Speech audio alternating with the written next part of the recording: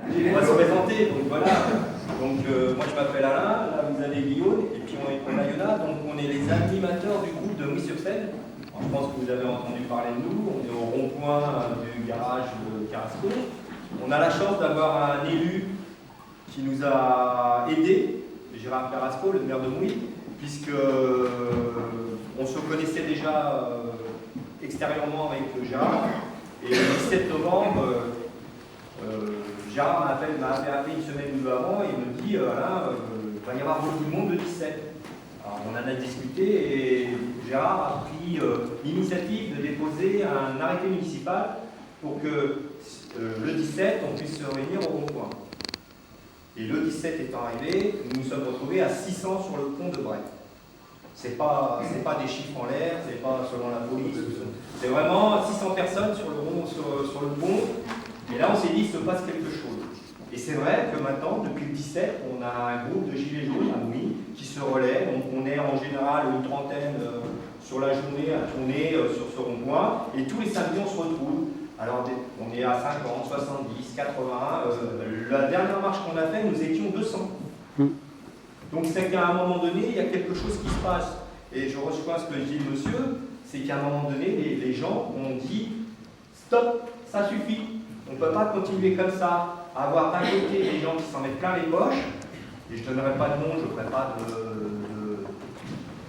représailles ou d'amitié, puis de l'autre côté des gens qui crèvent de faim, qui le fin du mois ne peuvent pas finir de manger, qui ont des problèmes pour s'assurer, pour tout un tas de choses, pour l'emploi, tout un tas de choses.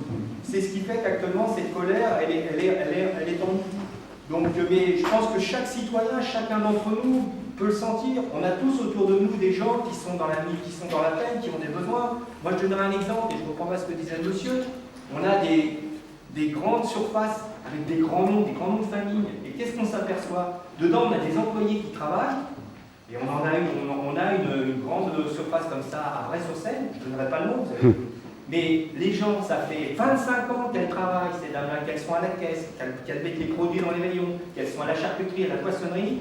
Et elles sont à 1 250 € net par mois après 25 ans de maison. Avec des horaires variables. Il y en a qui travaillent à mi-temps, quart de temps, d'autres qui travaillent le matin, l'après-midi, à des horaires, ils travaillent 4 heures le matin, ils sont arrêtés 2 heures et retravaillent 4 heures l'après-midi.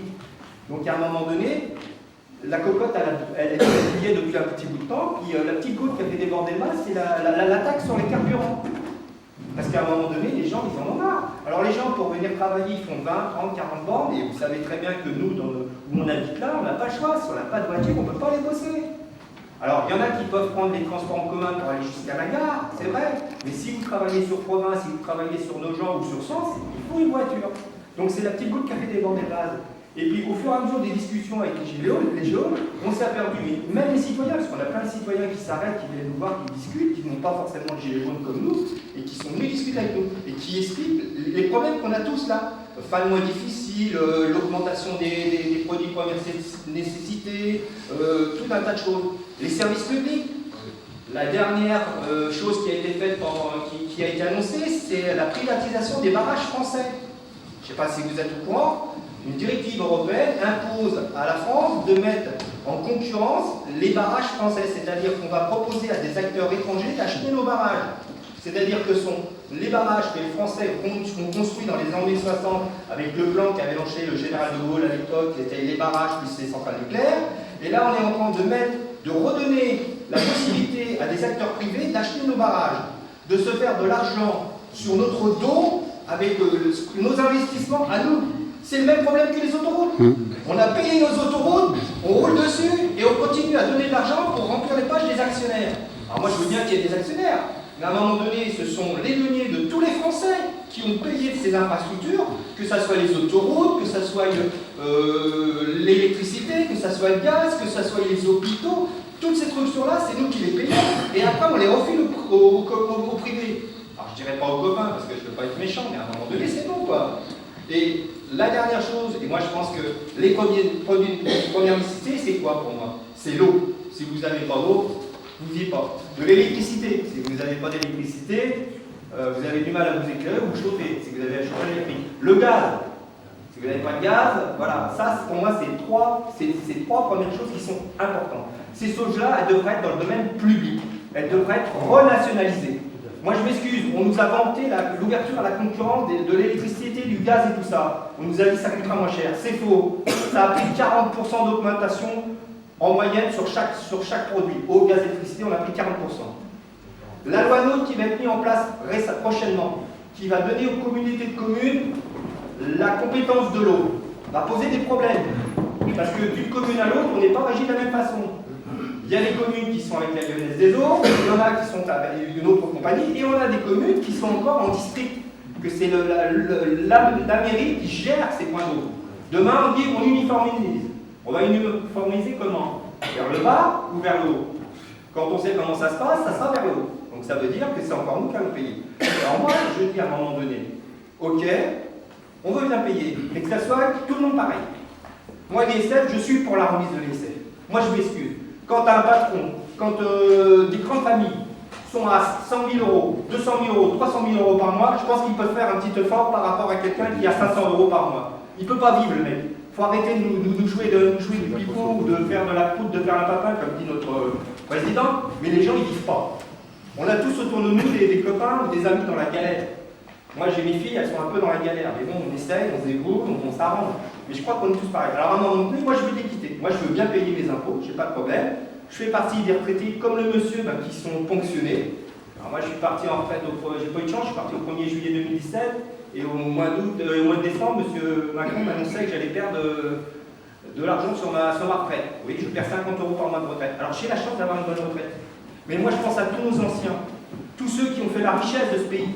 Il y en a dans la salle, qui ont, grâce à leur travail, à leur investissement, fait prospérer la France. Moi, à un moment donné, je dis stop. On ne doit pas prendre l'argent à nos retraités. C'est un scandale. Je pense que chaque retraité doit pouvoir toucher sa retraite intégrale.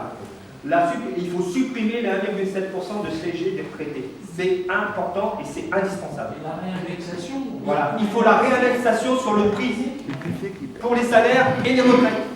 Il faut supprimer la fameuse fonction de 5 euros des APL. Ça évite aux familles, ça permet quand même à les familles d'avoir des besoins. Il faut remettre au bout du jour. Alors on nous dit c'est des charges. Non, je m'excuse, c'est un salaire différé. Ce que l'on paye en cotisation sociale, c'est un salaire différé. Ce ne sont pas des charges. C'est ce qui nous permet à nous d'aller à l'hôpital quand on est malade. C'est ce qui permet à certaines personnes, et moi je peux vous le dire, j'ai ma maman qui a un cancer, c'est ce qui permet de soigner ma maman actuellement parce qu'elle a un cancer. Et ça, moi je dis qu'à un moment donné, moi je veux bien tout ce qu'on veut, mais il y a certaines choses qu'on ne touche pas. L'hôpital, il doit rester public. Un hôpital, c'est pas fait pour faire de l'argent, c'est fait pour soigner les gens. Il faut arrêter avec toutes ces coupes qu'on a. On s'aperçoit que dans tout le département, mais même dans toutes les régions de France, on supprime une Martinité, on supprime un bloc opératoire, on supprime ça. Et on dit maintenant, vous ferez 50, 60 ou 80 bancs pour aller vous faire soigner. C'est normal? C'est pas normal. On nous dit, il n'y a plus de médecins. Il faut payer le parking. Voilà. Et maintenant, on paye le parking. Ça aussi, c'est pas mal. On paye le parking. Je finis, après je donne la parole à tout le monde. Le dernier point, moi, qui m'interpelle, et qu'à un moment donné, je crois que nous, on est gilets jaunes, on est tous concernés. C'est qu'à un moment donné, il va falloir qu'on se réveille. On ne peut pas continuer comme ça, à se faire endormir, à se faire enfumer, et à continuer à nous dire, on ne peut pas faire autrement. Moi, j'ai bien écouté le discours de M. Macron le soir, le 1er janvier. J'ai retenu 2 phrases.